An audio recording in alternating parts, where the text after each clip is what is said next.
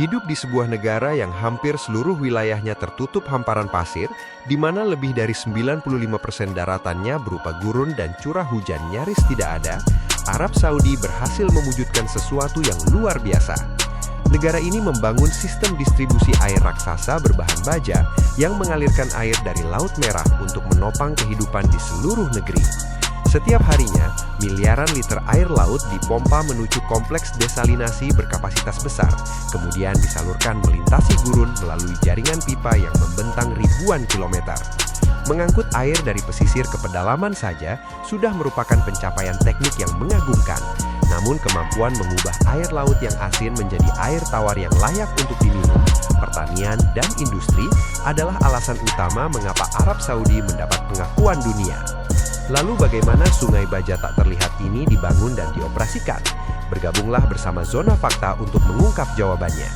Arab Saudi memiliki populasi lebih dari 37 juta jiwa dan hampir seluruh penduduknya memeluk agama Islam. Hal yang menarik adalah sebagian besar populasi terkonsentrasi di sepanjang pesisir Laut Merah dan Teluk Persia, sementara wilayah pedalaman yang luas tetap didominasi gurun yang hampir tidak berpenghuni. Arab Saudi memiliki salah satu sumber daya yang paling dibutuhkan dunia, yaitu minyak bumi. Namun alam tidak pernah memberikan segalanya sekaligus. Meskipun menyimpan lebih dari 40 triliun liter minyak di bawah permukaannya, negara ini tetap harus mengeluarkan miliaran dolar untuk menghasilkan setiap tetes air.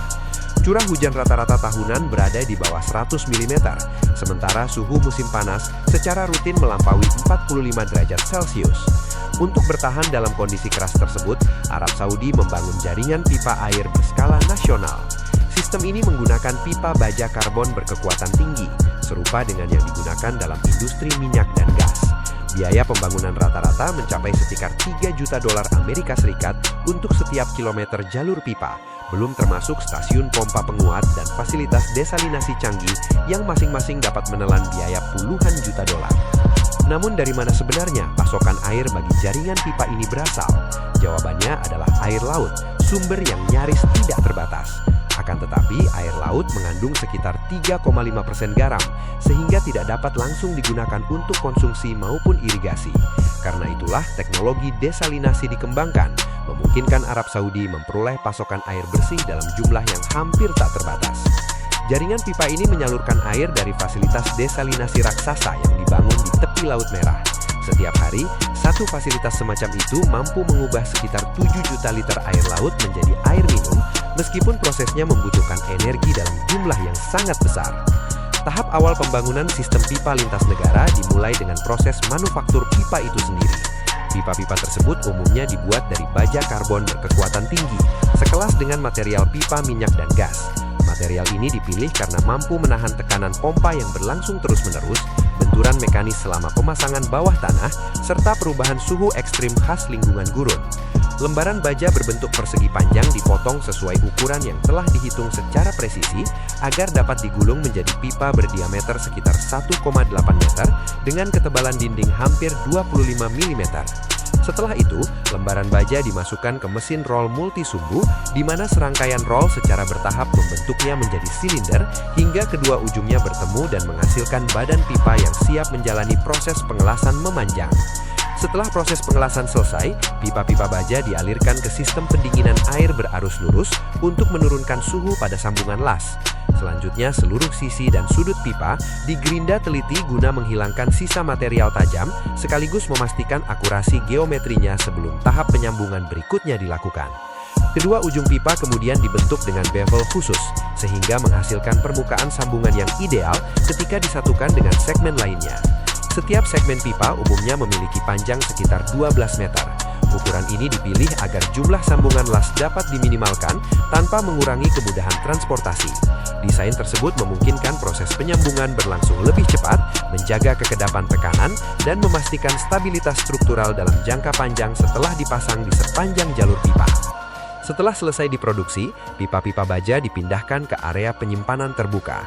Di lokasi ini, setiap batch disusun secara sistematis dan diberi penandaan yang jelas untuk mempermudah proses logistik serta pelacakan. Dari sana, pipa diangkat menggunakan forklift atau crane ke kendaraan pengangkut khusus, kemudian diikat dengan aman untuk mencegah deformasi selama perjalanan. Tahap selanjutnya adalah pengiriman segmen pipa menempuh ratusan kilometer menuju lokasi proyek, tempat seluruh bagian tersebut akan disambung langsung di sepanjang jalur konstruksi. Proses instalasi dimulai dari area persiapan besar yang tersebar di sepanjang rute pipa.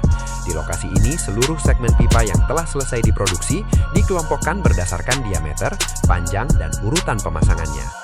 Tim teknik melakukan pemeriksaan akhir, mencakup pengecekan kelurusan pipa, kondisi lapisan pelindung, dan identifikasi penandaan.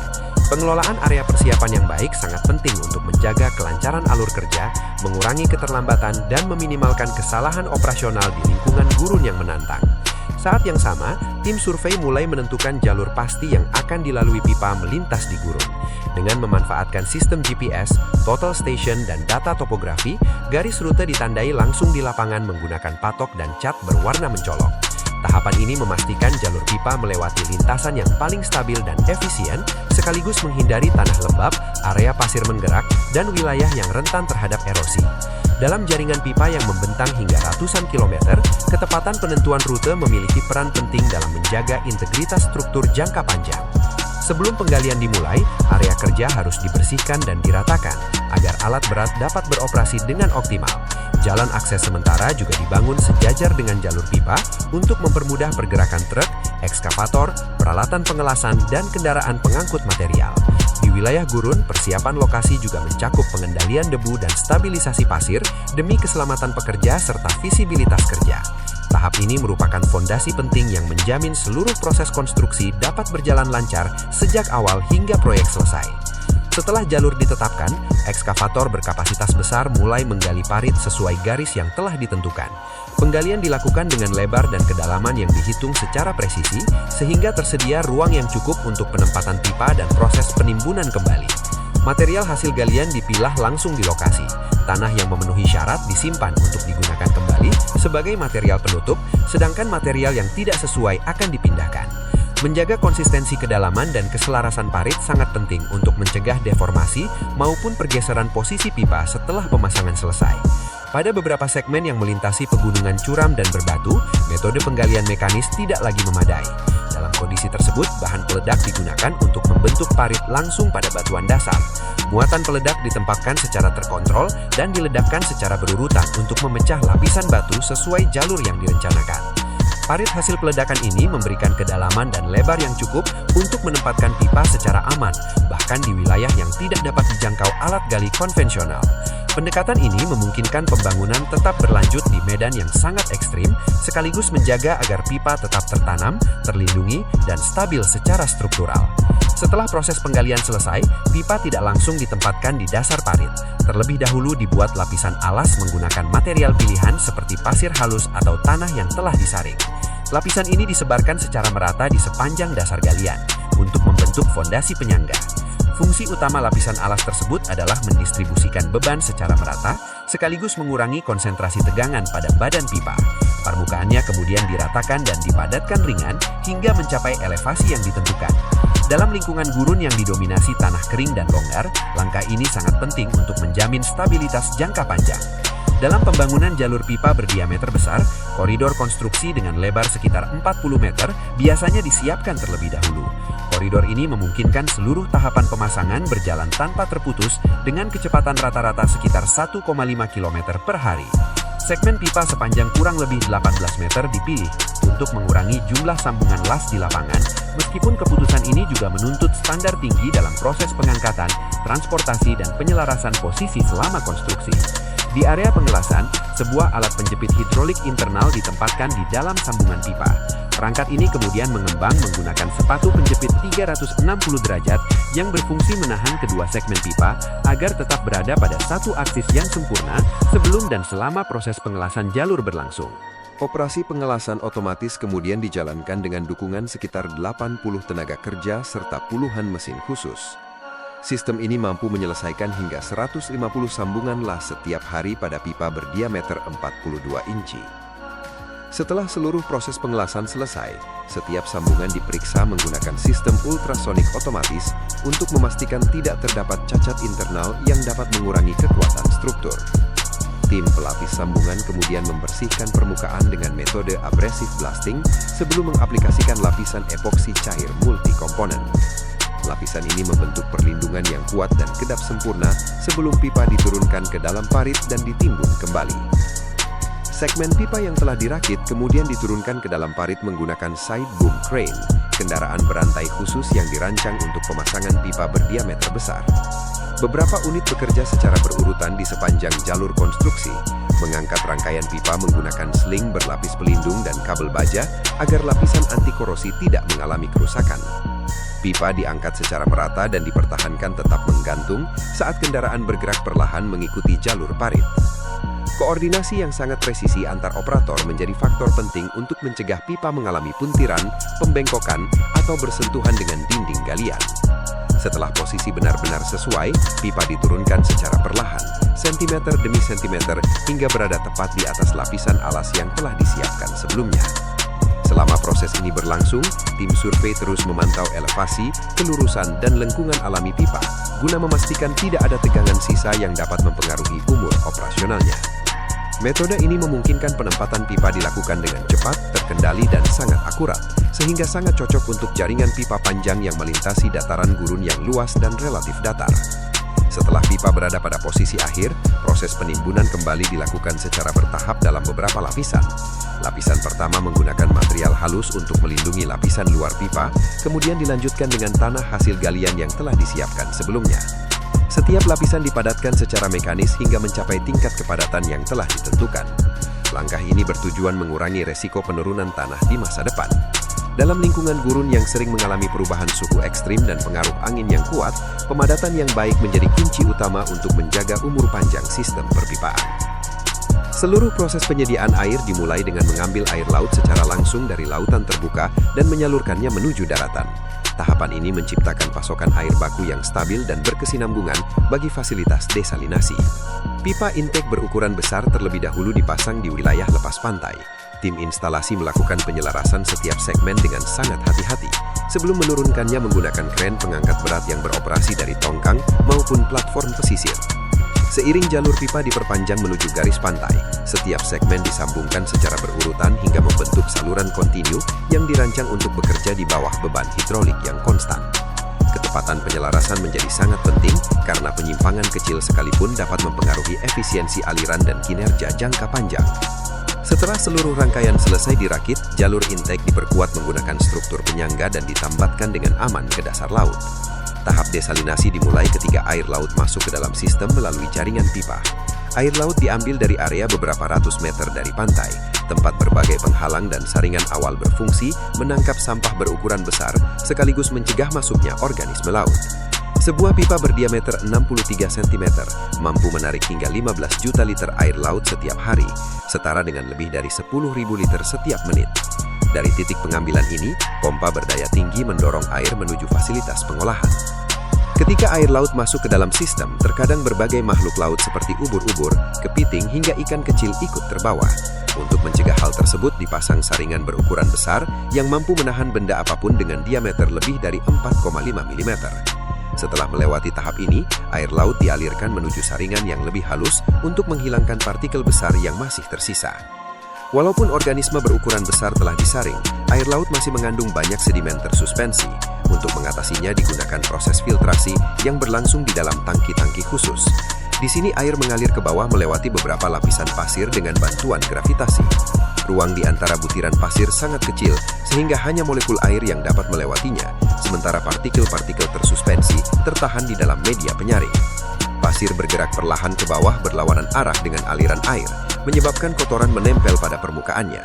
Setelah melewati tahap ini, kualitas air meningkat secara signifikan, walaupun terdapat banyak partikel mikroskopis. Partikel yang ukurannya lebih besar dari sekitar 1/10 tingkat ketebalan rambut manusia berhasil dihilangkan.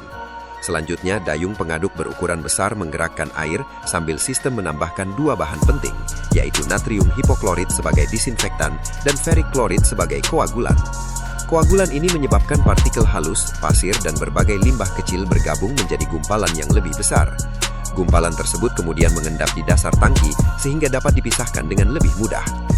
Pada tahap ini, sebagian besar kotoran telah dihilangkan, tetapi air masih belum cukup bersih untuk memasuki proses desalinasi utama. Setelah melewati penyaringan lanjutan, air diarahkan menuju sistem filtrasi cartridge yang berfungsi sebagai garis pertahanan terakhir sebelum memasuki unit reverse osmosis atau RO. Di dalam setiap rumah filter terdapat sejumlah cartridge yang tersusun dari lapisan serat padat dengan ukuran pori hanya sekitar 1 hingga 5 mikron. Saat air mengalir dari bagian luar menuju inti cartridge, partikel mikroskopis terperangkap di antara lapisan serat tersebut, sementara air yang telah dibersihkan melewati dinding filter dan terus bergerak ke tahap selanjutnya. Ketika cartridge telah satu dengan kotoran, teknisi akan melepas dan menggantikan dengan unit baru agar sistem tetap bekerja pada efisiensi maksimal. Setelah itu, air laut memasuki tahap yang paling menentukan, yaitu proses pemisahan garam dari air. Menghilangkan garam bukanlah pekerjaan mudah, karena ion-ion garam terikat erat dengan molekul air melalui gaya tarik elektrostatik. Untuk memutus ikatan tersebut diperlukan tekanan yang sangat tinggi. Disinilah proses reverse osmosis memainkan peran utamanya. Prinsip kerjanya sebenarnya sangat sederhana.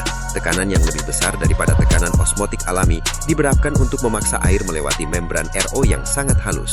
Sementara itu, garam dan berbagai kontaminan lainnya tertinggal di sisi lain membran. Untuk menghasilkan tekanan ekstrim tersebut, fasilitas menggunakan pompa sentrifugal berdaya tinggi.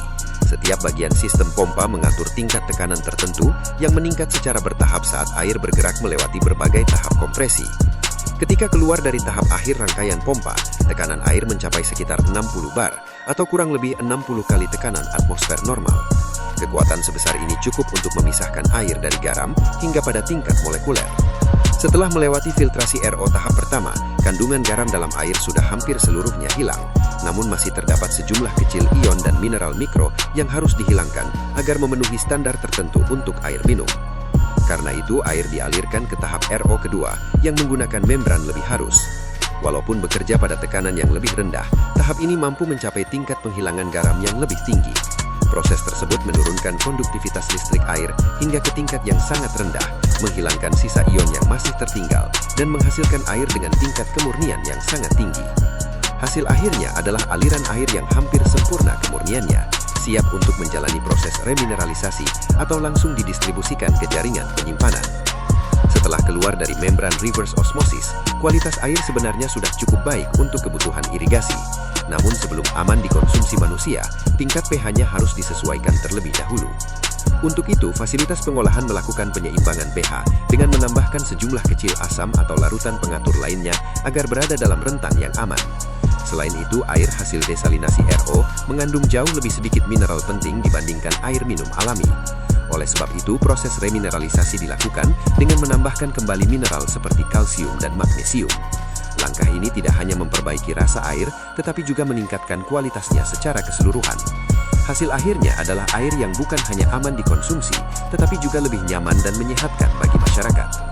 Setelah seluruh tahapan pengolahan selesai, air tawar tersebut disalurkan ke kawasan permukiman melalui jaringan perpipaan modern yang menjangkau berbagai wilayah Arab Saudi. Namun seluruh proses ini memiliki biaya yang sangat besar, sekitar $5 AS untuk setiap meter kubik air yang dihasilkan. Sebagai perbandingan, jumlah yang sama di Amerika Serikat mungkin hanya memerlukan biaya sebeberapa dolar sen saja. Demikianlah keseluruhan proses menarik di balik bagaimana Arab Saudi mengubah air laut menjadi sumber kehidupan bagi jutaan penduduknya. Sampai jumpa pada pembahasan teknologi menakjubkan berikutnya.